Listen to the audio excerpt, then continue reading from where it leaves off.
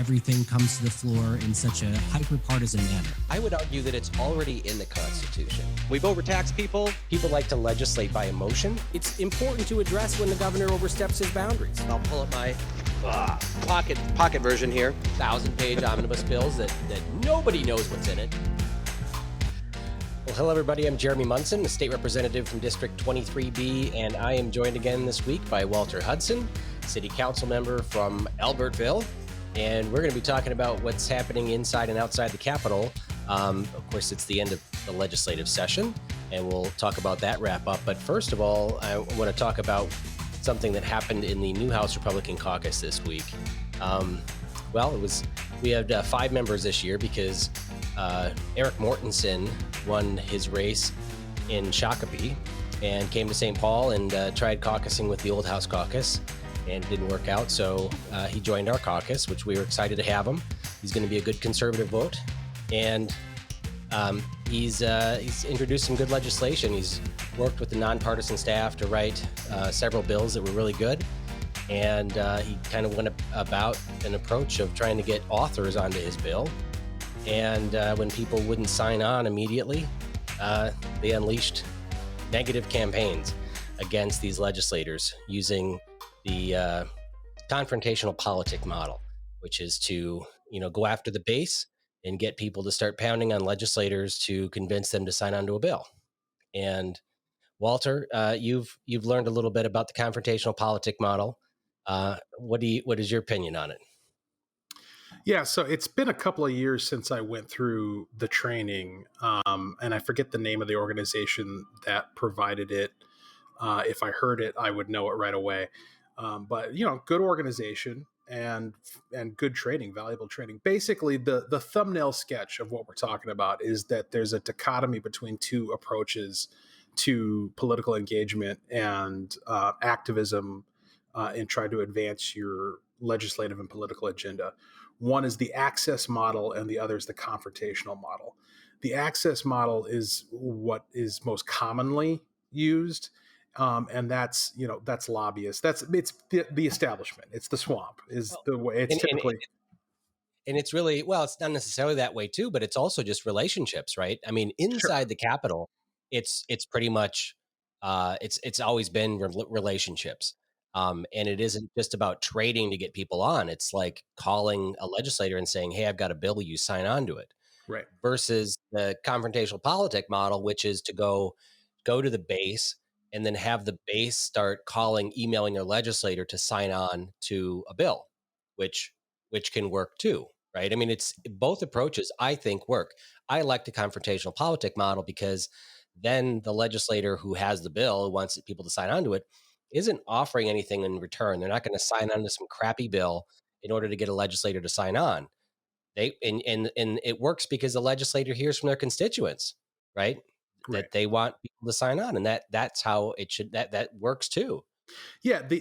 The idea is that the access model works really well for a certain type of constituency, namely those who have money and power. Because if you already have money and power, then the reasoning goes that you can purchase or otherwise obtain access to decision makers, politicians, legislators, in order to advance your agenda. And lobbyist is one of the biggest ways that occurs.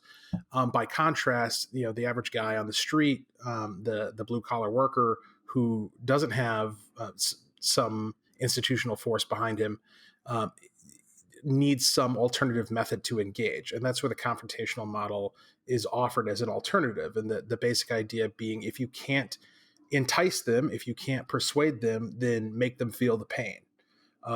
Go after them, turn up the heat so that they come your way, not necessarily because they agree with you, but because they're afraid they might lose their seat if they don't. Yeah. And I think it's a really effective model. And I've been to several trainings in Minnesota and in other states. And I've learned a lot about it. I can also recognize it.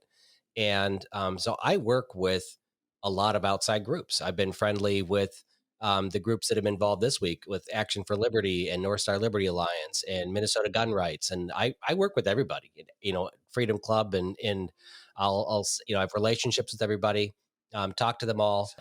But what Eric did was he introduced legislation, the articles of impeachment, and asked, basically sent an email to the legislators saying, I have these articles of impeachment. If you want to sign on, please send an email to authors@house.mn and sign on to the bill. And a few people did, and I did.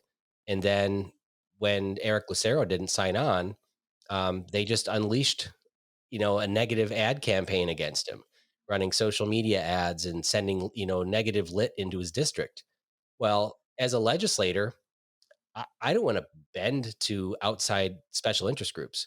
So if I haven't signed on yet and he was considering it, just hasn't made the decision or hadn't finished reading it or got back to Mort or whatever, when an outside group attacks you, then you don't sign on to it. Like, to hell, you're not going to be able to pressure me to sign on to it, Right. And so there becomes a lot of resistance. So to go out and start attacking the conservative legislators for not signing onto a bill, it's not like he had a bad vote. It's not like he's introduced bad legislation. He won't sign on to a bill. It just is it's a pretty petty thing. And so Mort just kept on attacking other conservatives for things like this. And eventually when you attack all the conservatives that were trying to build a coalition to advance liberty at the Capitol, and we've got somebody in our caucus that's attacking them and calling them traitors and all this kind of stuff, it shuts down all of what we're trying to do with the Capitol, right? Our staff can't even work, contact other staff members at the Capitol. We can't, in committee, working on amendments in committee, have any communication with other members because they've shut down all the communication because they feel like they're under attack by our caucus. And so we met with Mort and said, you can't attack the conservatives. The confrontational politic model is blowing up in the Capitol because this whole process works with people. We have to get 68 votes to pass something or 68 votes to stop something. It's a coalition. One vote isn't going to change anything at the Capitol. You need a coalition. You need to convince people to work with you. And there's just not enough time when you have something come up. There's an amendment on the floor tomorrow. The confrontational politic model doesn't work fast enough to get thousands of people to call their legislators to all put pressure on everybody in one day to stop something. You have to be able to call legislators directly and work to stop things or to amend things or to support an amendment. It works much faster than the confrontational politic model works. So we've just said you can't attack people that we're building coalitions with.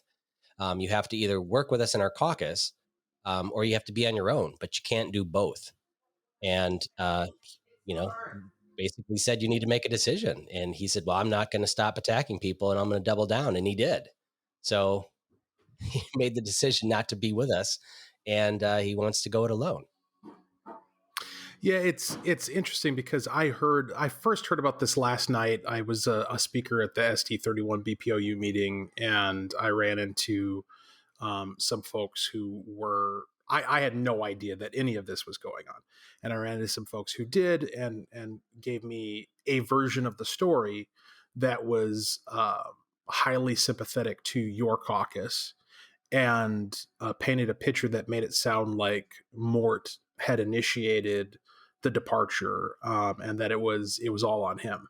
And then, of course, on social media, when I got home that night, I checked things out and saw a lot of the posts from our friend and associate Jake Duesenberg from Action for Liberty.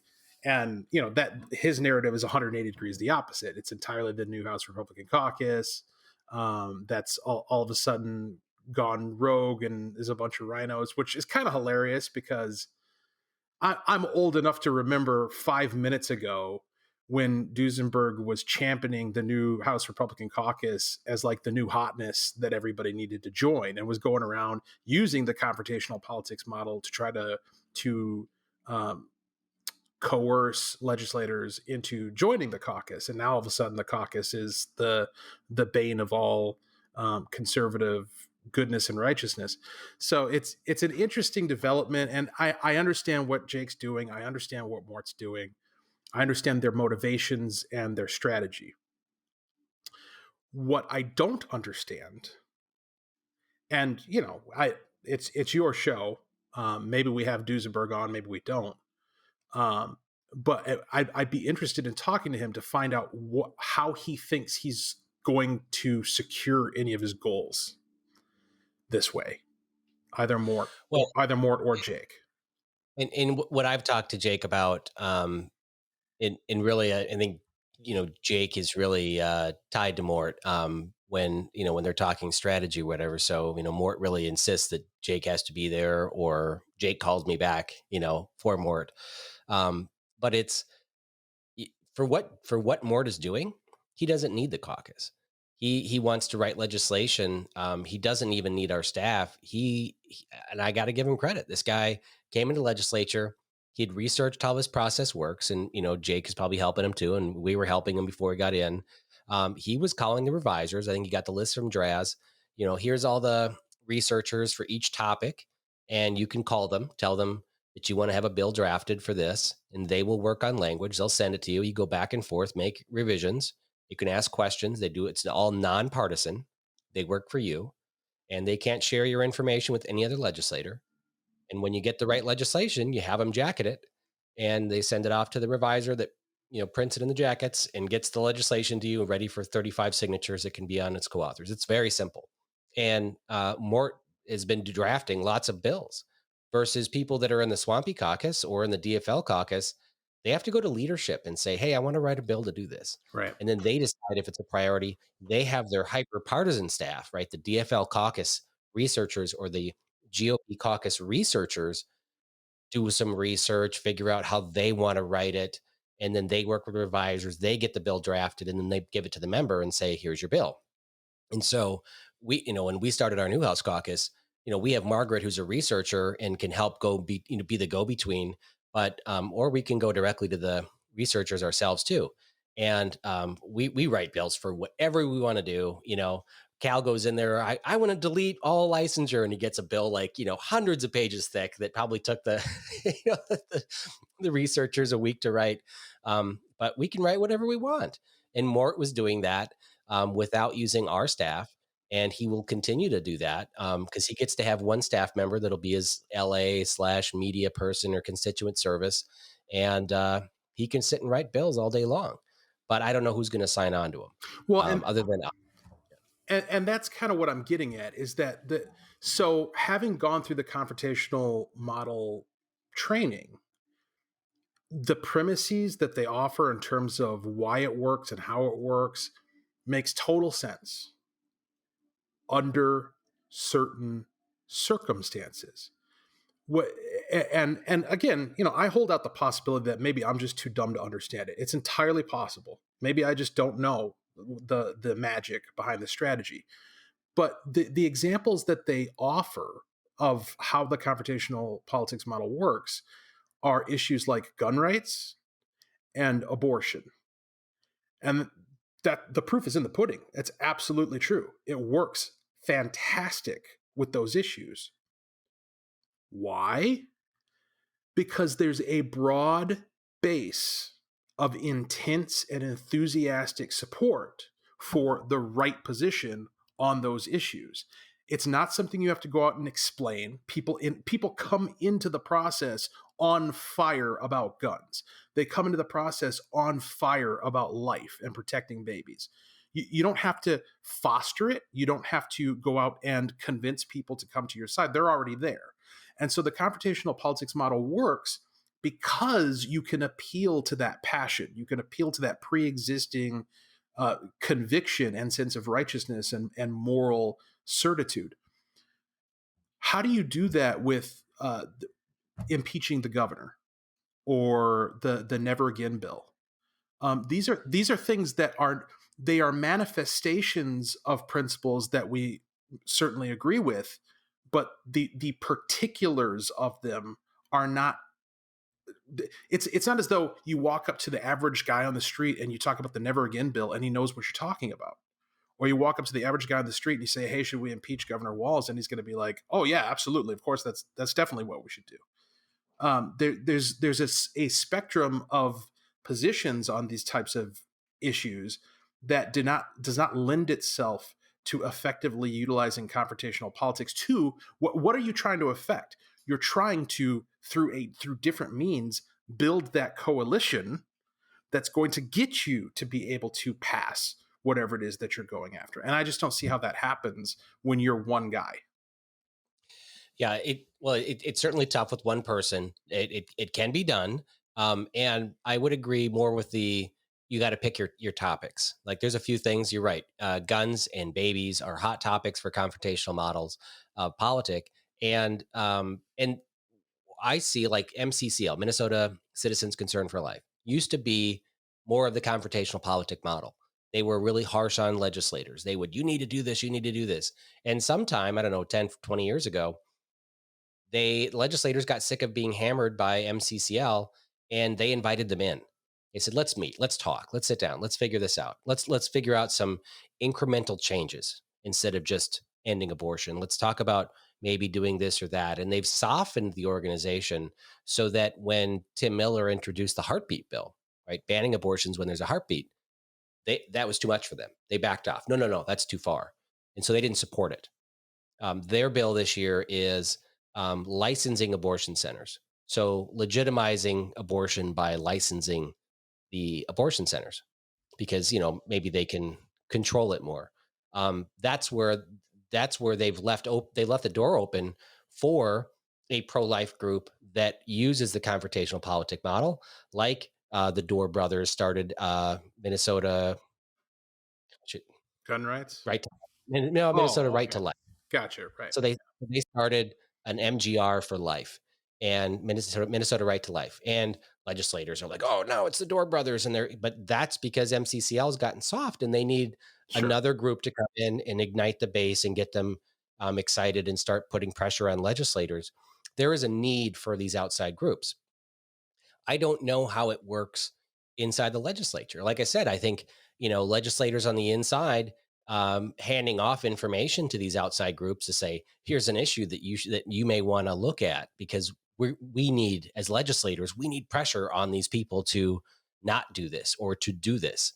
But to have me launch attacks on people just dissolves everything I'm working at, right? I can't attack a legislator and go on Ben Doer's Minnesota gun rights thing and be like, pick a legislator. John Smith's doing this and blah, blah, blah. And then the next day I have to sit next to him in committee. Right. And I need him to help. I need him to vote for my amendment to do something different. Right.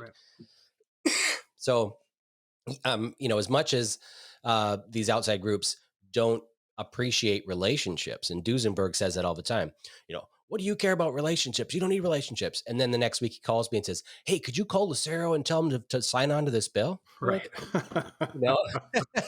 Because the confrontational politic model isn't working. Now you want somebody to call him. So no, they pressured me. Why isn't Cal signing on to the impeachment articles of impeachment? I said, because Cal probably read the bill and he doesn't like it, or he isn't interested, or he's got enough stuff going on. But our caucus, we're all independent. We don't say you have to, author these bills or you have to support these bills. And if you look at our votes on the floor, we vote differently, probably as much as we vote the same. In fact, sometimes we vote yes, no, and somebody just passes. They don't want to vote on it all. And that happens frequently. So we don't have a structure as far as saying that we have to vote yes or no on these bills, but we do have an idea of building a conservative movement and trying to get more legislators to think about the conservative side of things and less government, reducing the size of government. And for that, we need conservatives to work with us. And we need to have an agreement to author these amendments or support these amendments. And when Mort comes in here and starts attacking all the conservatives, you can't do that from our caucus. It's just, Lucero specifically is, one of the most conservative legislators. There's 4 of us that got 100% score on the CPAC or the ACU scorecard.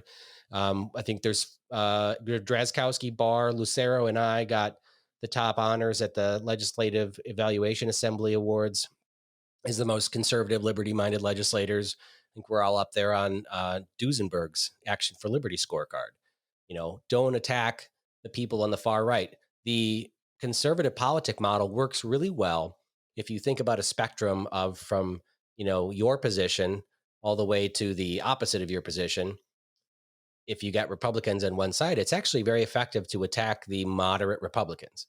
You send negative mailers, and I've had people on the conservative side, Republicans, who were they got attacked in their district for voting against a conservative bill, and they came to us because they were upset. And they're like, because they don't get called out. If you get elected as a Republican and you vote like a Democrat, everybody in your district's usually pretty happy because you bring home the bacon, you grow, you Right. get always bonding projects. And so everybody's kind of squishy and happy. So when they get attacked for stuff, it's just, they're offended, And so, they're like, I got calls on this. Well, then vote the right way. So these people work by scaring them back to, be more conservative, and that works. But to attack the most conservative legislators, it's counterproductive. And it destroys us trying to build the bench. And so it was kind of to Mort, you can't do this, right? That goes against everything we believe in. So you can't be a member of our caucus and attack our group. So you got to choose. You can go ahead and launch attacks, but you just can't be doing that in our caucus. And so he said, no, I'm going to be doubling down on it. So, okay, well then you're on your own. And that was, the decision. It'll be interesting to see how things pan out. Because look, I've got nothing but respect for somebody who, number one, believes that they're doing what is right, and number two, has a plausible rationale for believing that. If you believe you're doing the right thing, but you have no basis for that belief, then that's something totally different. But if you've got a plausible idea of, hey, I'm not, and I don't want to put words in Mort's mouth, but if I was, when I try to imagine what would motivate somebody to take the course that he's taken, the only thing that comes to mind is, well, listen, I'm not here to do what you guys are here to do. I'm not here to see what I can get past necessarily. I'm here to make a statement. I'm here to plant a flag, right? And to a large extent, that's what the confrontational model ultimately is intended to do, is to plant a flag and say, this is the standard, and I'm going to uphold this standard. And even though you're all going to hate me for it, there's going to be no ambiguity as to what the standard is. And so, regardless of what happens to me politically going forward, the narrative is going to be carved in stone that, here slept Mort, right? And it was on this principle. And that becomes a part of the conversation that maybe, who knows, someday, 10, 15, 20 years down the road, we are signing something, we are seeing something passed that is the brainchild of this conflict. I mean, I guess that's the positive way to look at it. But it is unfortunate in the moment to see friends turning against each other like this, especially when there were so few of us to begin with. Yeah, that's right. And I reminded him too that, I mean, a caucus, first of all, for kind of back it up for everybody, a caucus is just, it's basically when legislators meet, right? We caucus together. It means legislators are discussing legislation. There are 22 caucuses at the state capitol. There's caucuses of, just Black legislators, like the African American caucus, the Asian caucus, the Posse caucus. There's the rural caucus of rural Republican House and Senate members. There's a civility caucus, which Mort could actually join that one. That'd be pretty interesting.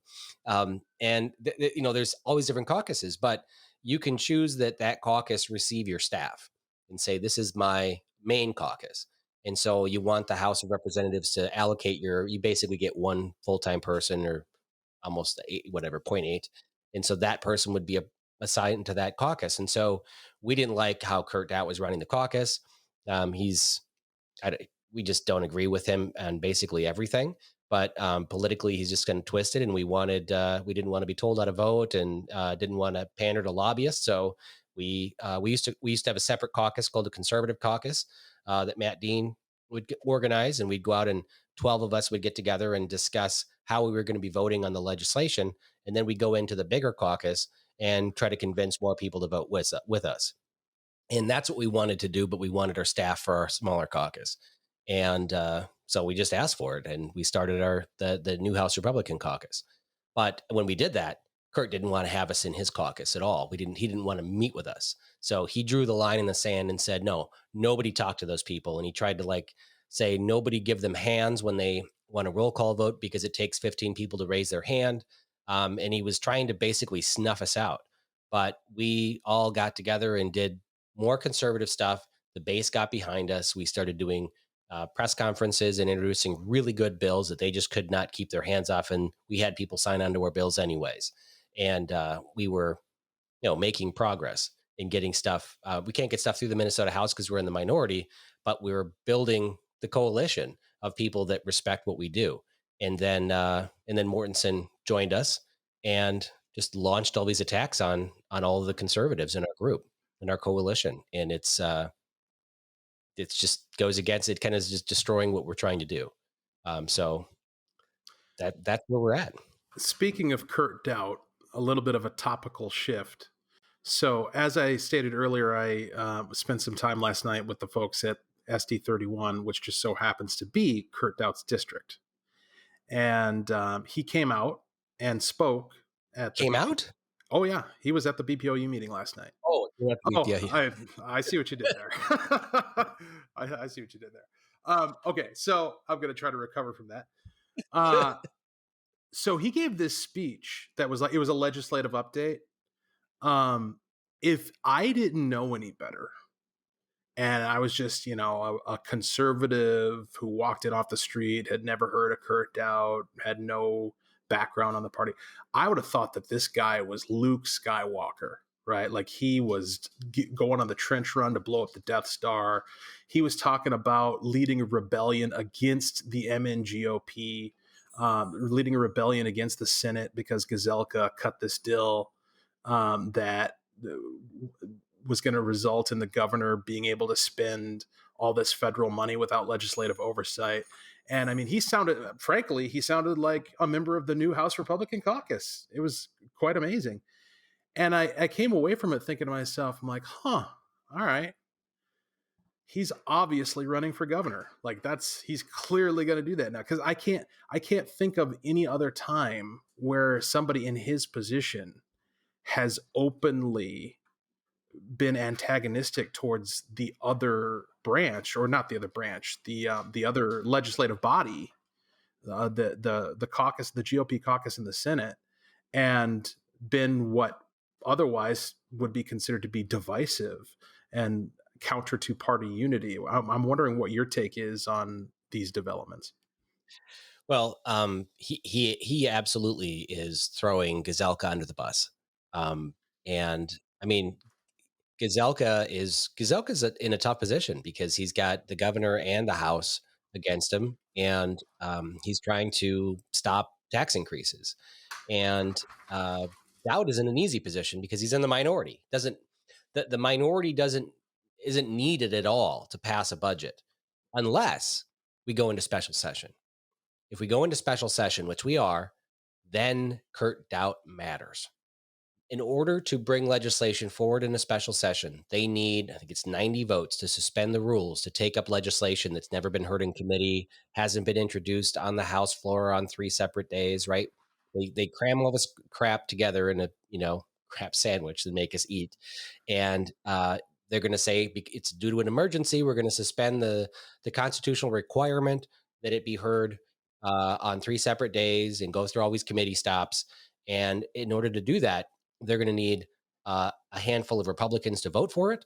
And so if they want Republicans, then Kurt Doubt gets to ask for stuff. And when both Susan Kent in the Senate, the minority leader in the Senate, and Kurt Doubt in the House are at the table asking for stuff, government's going to grow. because they're not going to ask for tax cuts. That's already part of it's already going to be asked for Gazelka. So they're going to ask for bonding projects or other legislation and junk. But he wants to be part of that so that he can be at the table, be at the press conferences, and be important. Right. He misses being the speaker. He's been posting Throwback Thursday photos of him and Tom Bach negotiating a deal, which, they threw the governor out of the room and they negotiated this big deal. And then they, passed it at the end of session. And then the governor vetoed most of the crap. And they ended up growing government by, 9% or whatever. So he misses being speaker. And if he's not running for governor, he's definitely going to be running for speaker. He thinks we're going to take back the majority, and he just says he's going to be speaker, and that would be just a disaster for the House. Interesting. Oh, and I also want to add that, I was at a BPOU meeting last night too, and we had a certain senator there who doesn't like me very much, but stood up and railed on Kurt Dowd and how we need to get rid of him. And really? Wow. That was very bold to be saying to a room. There's about 30 people in the room last night. Sure. So, she's very critical of the New House Caucus and very upset that we started it. And at the beginning, was basically working with Kurt Dowd to try to undermine everything we did. But now I think so many other senators appreciate what we did and the bold stance that we took. And the whole Senate dislikes Kurt Dowd. I mean, Gazelka and Kurt have been their relationship hasn't been good for a while, but it's interesting. So then who knows where Carnahan fits in there too. Well, the scuttlebutt I've heard is that Carnahan and Dowd don't get along at all, and that's something that goes back. It might have actually been you on this show who said that the two of them don't get along, and that's a animosity that actually goes back to Keith Downey. Yeah. I mean, Kurt has got along with the party because a lot of it has to do with fundraising, right? If they can make the party dysfunctional, then the donors will donate to the Senate Victory Fund and the House Republican Campaign Committee. But it's important to also know that Kurt Dowd supported Carnahan in the race for chair, and pressured his whole caucus to vote for her. So interesting. So there's a partnership there. Yeah. Well, I mean, back to Mort. Everything on social media is kind of blowing up, and I think that Mort, I think is first of all, I think he's trying to figure out what he's going to do at the House and how he's going to try to be effective. But he also has the issue where he's in a very tough district. His district is not an easy conservative district. And not only does he have Brad Tabke, the former mayor, former state representative that Mort beat, that's going to be running again, is already announced. But then Bob Lunan, who was the Republican before Mortensen, that Mortensen challenged. Bob is still around and likely going to be running. And, if people look at Mort and say, well, he can't do anything by his own, he's in the minority this session, this next year anyways. So it doesn't really matter. I mean, the bills that Mort and I write aren't getting it through the House, right? Most of the bills we write, stuff we really want to expand liberty. I've worked on the Food Freedom Act and some other bills that I'm working with Democrats on that I've got accepted, or parts of them. But the big things that we want to do, the Never Again bill, that's not getting through the House. I don't care how much pressure you put on Democrats. They won't even give up its powers. They're not going to permanently sever or neuter the governor. We need that to be something that the next governor wants. So I think that the big thing for Mort is that he needs to work on constituent services. He needs to do work for the district, making sure that he does town halls and for small legislation, small bills for things the district wants, he can write and can try to advance. But I don't know if he'll be getting hearings on those. His other tactic for confrontational politics was he wanted a bill on shared parenting to be heard in the Judiciary Committee on which he serves. And when his bill wasn't getting a hearing, as thousands of bills don't get hearings, he got mad and put the chair of the committee's personal cell phone number on social media and said, "Call her." Ooh. Okay, and this is I would say the number two person in the House, Jamie Becker Finn. She actually ran against the speaker for speaker, and she's one of the leaders of the Posse Caucus, and the Posse Caucus is calling all of the shots because they are, they have a thin majority in the House. The Right. Democrats do, Yeah. and the Posse Caucus has more than that majority or more than that margin. So if they choose, nothing gets through unless they say it does. And so, yeah, Mort upset a pretty influential person in the Democrat caucus by putting her cell phone number online. Yeah. Well, and the position that the Posse Caucus finds itself in is one of that's an argument for what you guys are doing with the new House Republican Caucus, is that it's kind of like what the Libertarian Party aspires to do, which is to become the wedge party. That they're not aspiring necessarily to become the majority in any given legislative body, but if they can get a few people elected and it's otherwise a thin margin as in terms of who has the majority, then they become important because the way they vote is going to tip the scale. And in a similar sense, that's where you guys are at, or where you could be if the Republicans ever regain the majority. Um, and I'm sure there are probably some situations, even being in the minority, where that could be a point of leverage. But man, you really limit your options to be able to do that when you're one guy. You know? Well, yeah, I mean, certainly with one guy, and truth be told, I mean, Mort and I see eye to eye on legislation, right? Where our principles are still there. I mean, we're still, trying to expand freedom. We have different paths on how to do that, and so you can build coalitions between caucuses, or between a caucus and somebody outside the caucus. But when nobody is contacting us because he's in our caucus, and maybe that's a petty thing, but to say, Draz has been up there for 15 years. People should know Draz better to say that, well, he's not the one launching these attacks. Mort is, but everybody digs their heels in the sand on both sides of the aisle, and they're not contacting us because this guy is just attacking people outright.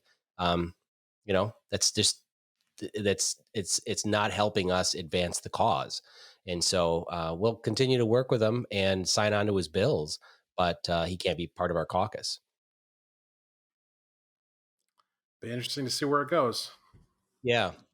Well, I want to talk briefly about so the end of session happened, and as somebody on the outside of the Capitol, do you think? Well, you heard the speech last night from Yeah. Kurt Tout, so you Right. know more than most Minnesotans. But it was, from what I understand, it was the worst legislative session ever as far as getting stuff done. We didn't do anything, and when it comes to the end of session and the budget agreement isn't reached until the last hours of the session, the legislature still meets until midnight to sit around and wait and maybe debate a few bills, some little onesie twosie bills.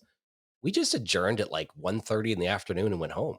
I mean, I brought a suitcase. I was ready to stay the night in my office, and had frozen dinners and stuff. I was ready for burning the midnight oil, hanging the cloth over the clock as it gets to midnight, because then we would, technically go over. It was, oh, we can't see the clock. It was, we were going to do this thing to show the Minnesota we're working. Nothing. 1:30, done. Go home. It was the biggest dismal failure. And so we talked about the pot bill last week, and so House File 600, which was it was a legalization of marijuana. It had a bunch of pretty unpalatable Democrat social justice stuff in there, but it expanded the medical cannabis program, which I really support. But it also recognized the fact that when you expand the medical cannabis program and you allow people to smoke marijuana, and all you have to have is a qualifying condition to be on the registry. Basically, at California, everybody just found that one doctor that was willing to say, yeah, you have intractable pain, right? I think your eye was twitching, and they put him on the registry, and then you can smoke marijuana. And there's no way, whether you're buying it from a dispensary or you're buying it from a guy in the corner, there's no tracing of where you got it. So it's a backdoor to legalization. This bill recognized it, and it did legalize it for personal use.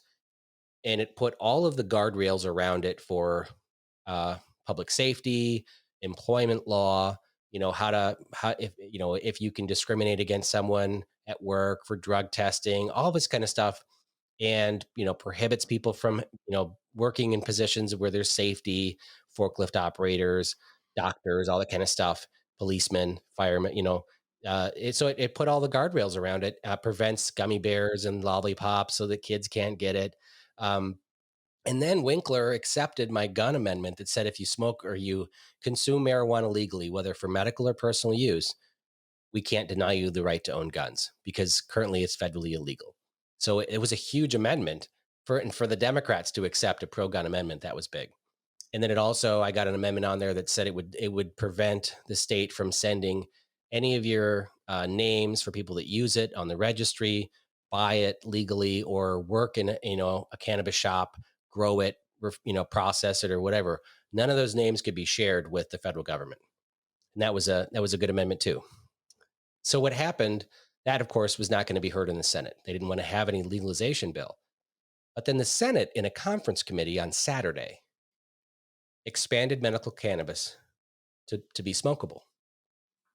No guardrails, nothing, no other changes to it. They just made that simple change. So they backdoor legalized it, and all of the Republicans in the conference committee voted for it. It went to the Senate. Everybody but one person voted yes, came to the House, and it passed. Wait a minute. Did you just tell me that marijuana's effectively legal in Minnesota if the governor signs this? If the governor signs it, medical cannabis Right. is But expanded. medical cannabis, right? Like, Yep. Yeah. Yeah. Yeah. And wow. so I voted for the bill that had all of the stuff and protects gun rights and guardrails and whatever. And then when that bill came to the floor, I mean, I'm like, Republicans are basically saying, okay, fine, legalize it, but we're not going to say it's like this big legalized bill. It's a medicals thing. It's like, it's a backdoor to legalization. When I lived in LA in 1996, we voted to legalize medical cannabis. And it was like, that's when all the, Dr. Nick's upstairs medical clinics, sure, Right. Dr. Nick, I got Right. headaches, And so everybody was smoking it. Nothing was taxed because it was medical. It was medical medicine. You can't tax that. So it was no taxes, no revenue for the state. And it was a terrible bill. That's what passed on Monday, and I voted against that bill because it was an omnibus health and human services policy bill. Mm-hmm. It honestly wasn't. It didn't have a ton of terrible provisions in it, but I don't like omnibus bills. But yeah, it was a backdoor legalization, and Republicans voted for it. Democrats voted for it. It passed. That's hilarious because Yeah. it's one of those scenarios where you just know from the surrounding theater that the actual policy outcome is unintentional. Like, I don't think the Republicans who voted for that in the Senate understood what they were doing and what the effect of it is going to be. That basically, under the auspices of medical marijuana, you've effectively legalized marijuana in the state of Minnesota with, as you say, no guardrails. Which, Yeah. the irony is that from a pure libertarian perspective, that's actually preferable to the bill that that had all these things, all these qualifiers attached to it. And so we tripped, fell, and got up and realized that we're all the capital L Libertarian Party in Minnesota, apparently. Yeah, and one of the things that Miller brought up on the floor, which was a really good point, was the current medical cannabis program only allows two companies to manufacture all of the medical cannabis for Minnesota. By expanding it to bud, that's all they did. It's still the two companies. It's a duopoly. These two companies are the only ones that can sell medical cannabis in the state. Wink, wink. Because Right. when it passes, there's going to be, right now there's 50,000 people on the medical cannabis registry. It's going to probably go up to 200,000, right? Because the oil you can buy right now is like $800 a month. Nobody can afford it. So once it goes into bud, there's going to be 250,000 people on the registry. And those companies, the two companies, they're the only ones that can sell bud, will sell one small prescription to 100,000 people, and then that one plastic bottle with the label on it will probably be carried around for the next 6 years as people buy their street marijuana, their black market marijuana, and just stuff it in their bottle, or you know what I mean? Right. Um, People are just going to buy it, and I'm on the registry, and there's no requirement that they have to be smoking only the medical cannabis they bought from these two manufacturers. Right. So that's a backdoor to black market. It's going to fuel the black market side. We're going Right. to see crime, we're gonna see, and then they're going to blame medical cannabis when they should have just put the right guardrails around there. I mean, from a small government perspective, I like this bill, except uh, there was an opportunity to protect gun rights and we didn't do it. That's a big thing for me because I don't want to create more criminals and have people lose their gun rights. But there could have been some guardrails around it. As a father of a 13-year-old, there should be some guardrails around it, and there was nothing. Man, that is a comical situation. Yeah. Well, so the end of session, hardly anything passed. The Public Safety Conference Committee is still meeting and trying to figure that out. They just finally got their targets, or their how much money they can spend. Doubt was right at the SD31 meeting when he talked about Governor Walz being allowed to spend money that's coming in from the Fed. So there's, in addition to our state budget, there's billions of dollars that was given to us by the federal government. And I think there's $2.8 billion that's coming in, or that's come in. And the governor, now that we've adjourned, the governor could unilaterally spend everything on his own. He could travel the state campaigning for reelection, talking about water towers or whatever towns want, and putting it on his shopping list that, that's going to be his campaign pledge. He's going to do this over the summer. And the agreement on the back of the napkin that he and Hortman and Gazelka agreed to was that he would only spend $500 million of that 2.8 Right. billion. $500 million does a lot of work in a campaign account, right? I mean, that's effectively what it is. And also, it's just on the back of a napkin. It's not like it's a St. Paul promise. Right. It isn't it isn't like it's legislation. Nothing was sent to the revisor saying, here's this is what the law is going to be that we could pass. So that's kind of the agreement. That's why Doubt got pretty upset. And of course, no end to the peacetime emergency. I'm torn on whether or not we should be effectively buying our freedom back, right? When we shouldn't cave on stuff and say, give him another 500 million and then tell him to end his emergencies. Like, I don't want it to be part of the negotiation. He should just be ending his emergency powers, Right. period. I don't want to buy that back. And I feel like he needs to end it anyways when he goes out and campaigns. Well, Doubt's position, I mean, Doubt was sounding a little bit like Jake Duesenberg last night, because he was saying that the Senate should not pass a budget until Walz abandons his emergency powers. Now, Action for Liberty would take it to the next level and say, well, we also need to pass the Never Again bill. But ending the emergency powers, at least the current iteration of them, is pretty radical from the establishment Republican perspective. So there is the call out there from the minority leader in the House to play hardball and hold back the entire state's budget as leverage to get these powers ended. Yeah, I mean, I do hope that we could dig our heels in the sand, and I think many people would be willing to shut the government down as a way of doing that, right? And that's what it would ultimately come to. But if Gazelka is seriously considering running for governor, I don't think that he wants to be the one responsible for shutting government down, should that happen. Now, Kurt Dowd, if he's not running for governor, and we need him to suspend the rules in the House to pass the, big honking multi-subject omnibus on June 14th when we come back for the first special session, then he could do that and stall everything. They might just agree to keep the special session open for 3 days so they can hear the bills on 3 separate days. But I believe they still have to suspend the rules because it hasn't been to committee. So we'll see if maybe Kurt's willing to do that. Yeah, it's gonna be fascinating. I mean, this has been, well, with everything that's gone on over the course of the past year. The word that keeps getting tossed around is unprecedented, but it fits and there's no telling. All bets are off in terms of where the roulette ball stops. But the power of the rhetoric of the rhino is in being able to persuade and convince and coerce people to come in your direction. And, I'll give you a local example. So I put forward a resolution. We've talked about this before. I put forward a resolution last year on the Albertville City Council to effectively nullify Governor Walz's executive orders within the city limits of Albertville. I couldn't get a second. I was a man alone on a council of 5. All right.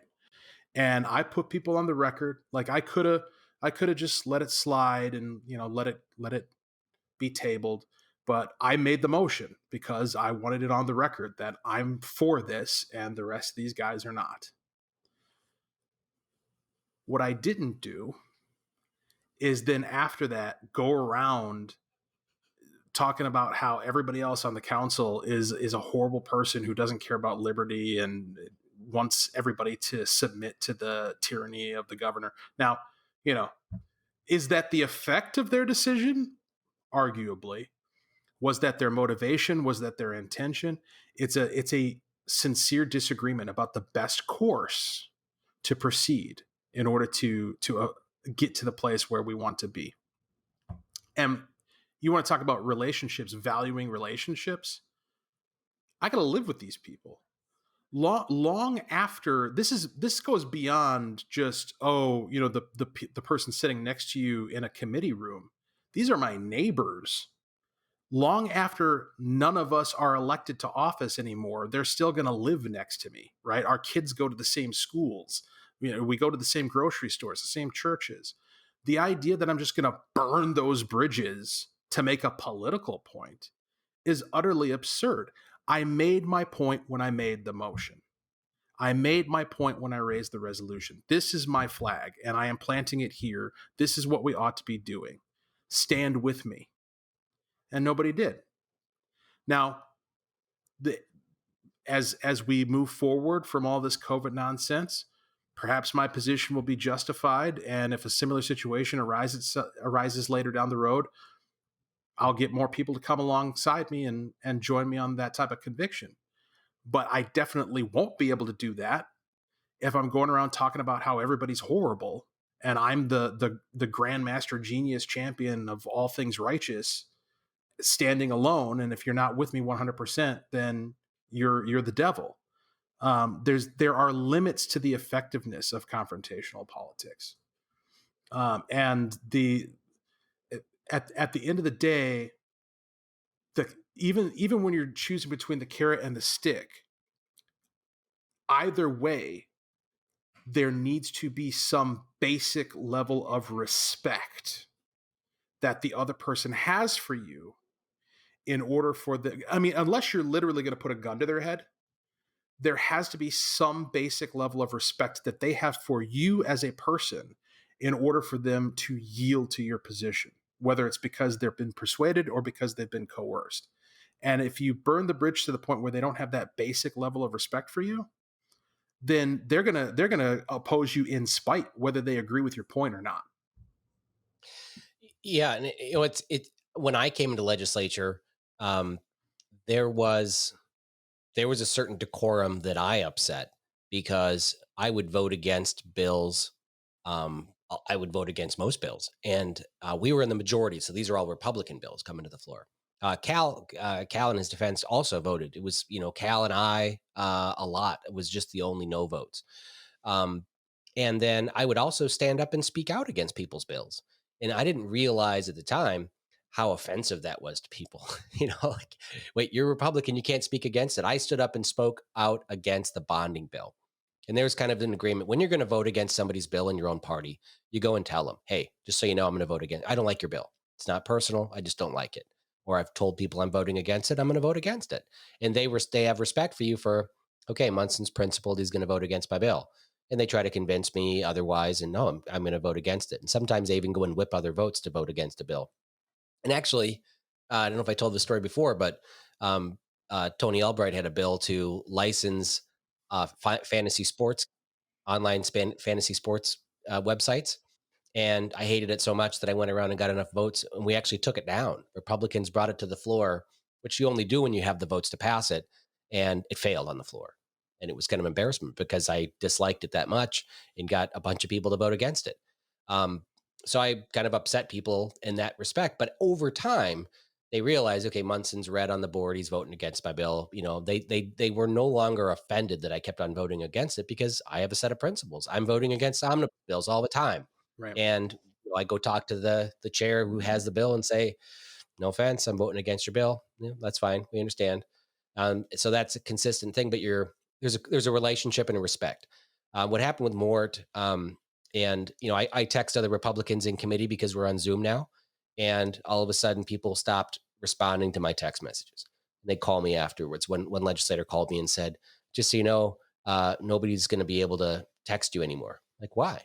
Well, because we were texting, Mort had a question for us, and then all of a sudden, an hour later, it's on social media. He posted our stuff, or he's talking about our conversation. And so, when you have a private conversation with someone, and then that just ends up on social media, that person's going to shut you down. They're not going to talk with you anymore. They're not going to work with you. And so that happened to basically all of us in the caucus because he was, untrustworthy with people of the other Republicans that nobody's going to work with us. Well, you can't even get amendments through. You can't talk to people. You can't ask questions about their bill. So it's basically shut down the ability to legislate because he's just attacking people and nobody can trust him. We did set up a meeting with him to talk about this, sat down with him and said, this is where we are concerned. We have, I've had 7 or 8 bill hearings this year. I've got some legislation through into law. And I need to keep working on stuff, and you've shut down everything for me. I can't, nobody's working with us, and we can't coordinate anything. And we all had similar concerns, and he just got up in the room and just said, F you, and walked out. And we met with other Republicans because they wanted to, bury the hatchet and we need to figure out how to work together because this isn't working out. And we were all going to meet. And it was the last minute they said, well, we can't have Mort there because we don't trust him. He's going to record the conversation or he's doing something we just can't trust him. Trust is big at the Capitol, especially when you're working on stuff like this in legislation and you have thousands of people that you represent and you're trying to represent your district. You're trying to work together on stuff, and you need to have some amount of trust with people. And Mort he's just been destroying that for himself and for others, for our whole caucus. Yeah, I think there's a distinction to be made there because, playing devil's advocate, you could say, well, you're talking about trust between politicians, trust between legislators.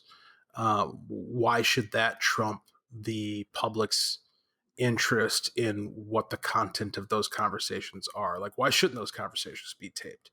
Why shouldn't those conversations be exposed? And I think what it comes down to is there's a difference between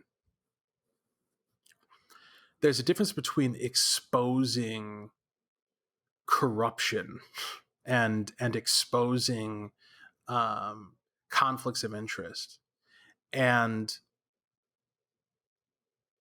violating confidence just for the sake of violating it, right? There needs to be, and I'm thinking this through as I say it, so it's not going to land in a particularly well constructed place. But there's a principle that kind of informs things like the attorney-client privilege, or what I say to my psychiatrist stays with my psychiatrist, right? There's a degree to which you need to be, or if you're a prisoner and you have a conversation with your wife, that's something you should be able to hold in confidence. You should be allowed to go through the process of tossing around ideas with another person in order to formulate your position, in order to test your position, in order to evaluate where you stand. There's a difference between when you come out in public and you say, this is where I stand, this is my conviction, these are my principles. But in order to get there, you have to go through this process of considering the evidence and considering how the principles apply to the reality of your situation. And when you're doing that with other people, that can be a messy conversation that isn't necessarily reflective or indicative of what you believe, but what you're considering on your path towards arriving at what you believe. And it's very easy to take those types of conversations and weaponize them as, oh, so and so said X, Y, or Z. Aren't they a terrible person? When you're you're going against the spirit of what it is that they were getting after. You're misrepresenting them by not Yeah. providing the full context of what it is that they were getting after or trying to achieve. And so that, I think that's the type of thing that you're talking about when you talk about these conversations that you have with other legislators, where look, if some guy is in somebody's office and they're exchanging favors, then yeah, I want to know about that, right? But Yeah. if they're just having a good faith conversation about the merits of a bill, and they want to keep that between themselves because they're working through the ideas and they're trying to formulate their position, you should be able to do that in confidence. Yeah, and I don't think it was exposing corruption. It was, hey, I got a bill, articles of impeachment. I want you to sign on to it.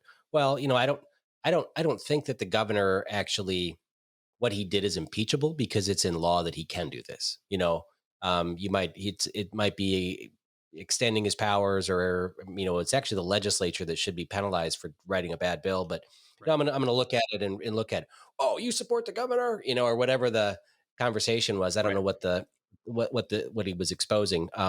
I just felt the backlash of it, and it wasn't just him; it was other people. And but there is, like, even when I came in the legislature, because I was so closely tied to Duesenberg. And I remember when, Kurt would actually point at me in caucus when he'd say Jake Duesenberg's name. And, everybody, oh, Munson's probably recording all these conversations, but I was forced to be with that group. And so over time, they got over it. And I got over it because I have to work with them to get legislation done.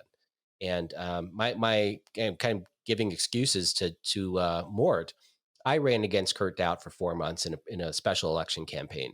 And I swam upstream and took a lot of heat and had most of the legislators down door knocking against me. And I still beat him. Got to St. Paul. Kurt, took me in his office and yelled at me for like 30 seconds. And I'm like, are you done? I beat you. I'm here. We have to work together. Get over it.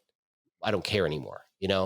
And, and over time, over the first month, a lot of legislators would come up to me and say, hey, congratulations. Hey, sorry, I was, door knocking for your opponent, but, Kurt just had us all go down there and, get out the vote. And we were doing stuff. And I know staff up here were writing all the campaign lit and stuff. And, I'm sorry about that. But like, yeah, you don't know me. You guys don't know me. So it doesn't matter. I don't care. I'm here. And over time, they've all kind of apologized for being involved in it. And it's fine. It's politics.